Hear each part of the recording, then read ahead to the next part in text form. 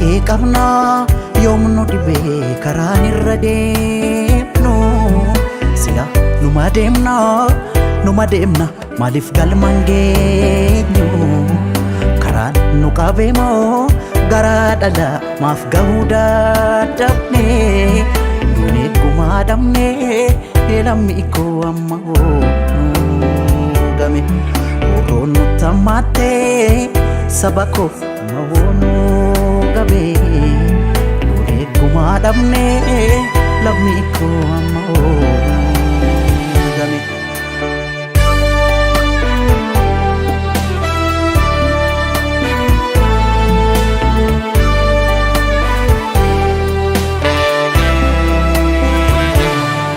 Akka waan lolchiisu tasumaan dandeenye akka diina lollee ofirraa qolachuu dadhabne garaa laafnee buluu keenyaan diinaaf salphaa taane jaarraa tokkoof du'aa turre kunoo har'as duune malmallisa malmallisa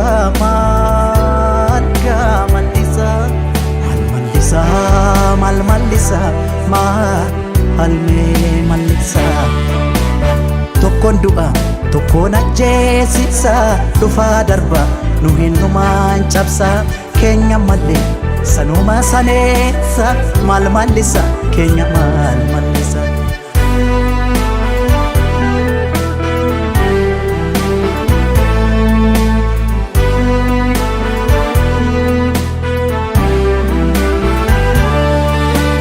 baay'ee qabna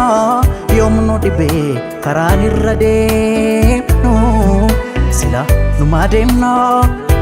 deemna maaliif galmaan geenyu karaan nu qabee moo garaa dhala maaf gahuu dadhabne duunee gumaa dhabne lammii koo amma hoogame oroon nu tammaatte lammii koo amma hoonu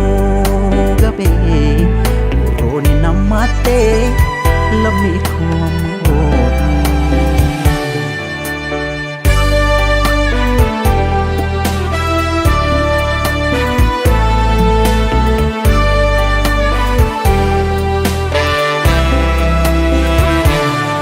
hayyuuf gootame arjoomne kunoo har'a geenye annooleef calanqoorra tarraan bishooftuutti raajii taane garaa laafnee buluu keenyaan diinaaf salphaa taane waggaa dhibbaaf du'aa turre kunoo har'as duune malmallisa malmallisa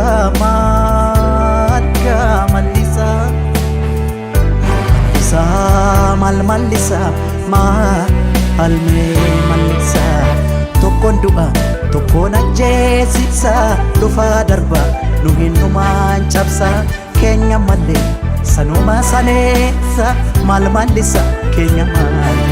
malmallisa malmallisa malmallisa malmallisa harargee mancaa qarraani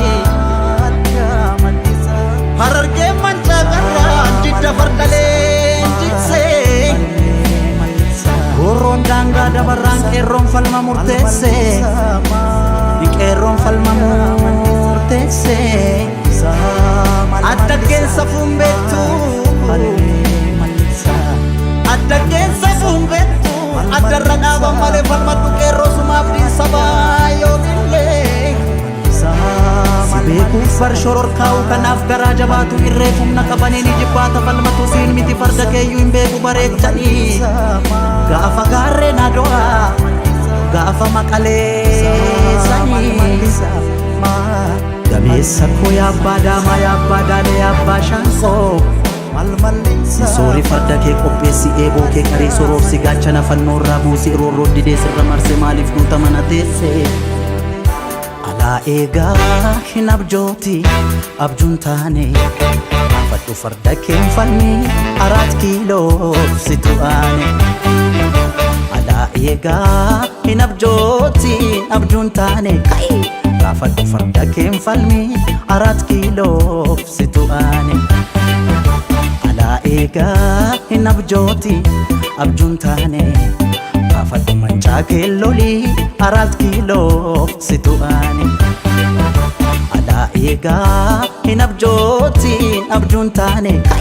kaafadhu farda keen falmii 4 kiiloof situ aane